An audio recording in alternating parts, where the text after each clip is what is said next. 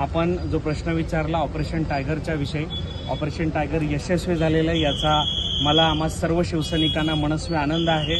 आणि जसं मित्रेसाहेबांनी एका वाक्यात सांगितलं की संजय राऊत साहेब जेवढ्या शिव्या घालतील तेवढं खऱ्या शिवसेनेमध्ये इन्कमिंग वाढत जाईल।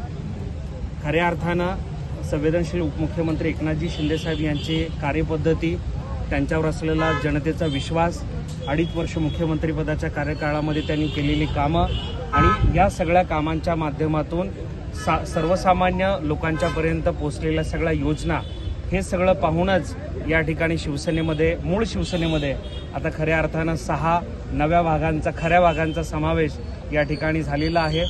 संसदीय कार्यपद्धतीमध्ये जी गटाला मान्यता असते ती देखील आता मिळालेली आहे आणि त्यामुळे आजचं हे एकनाथजी शिंदेसाहेबांचं मिशन टायगर किंवा ऑपरेशन टायगर ज्याला म्हणतो ते यशस्वी झालं आहे याचा मनस्वी आनंद आम्हा सर्व शिवसैनिकांना। राज्यामध्ये देखील येत्या काळामध्ये हे ऑपरेशन टायगर पाहायला मिळेल।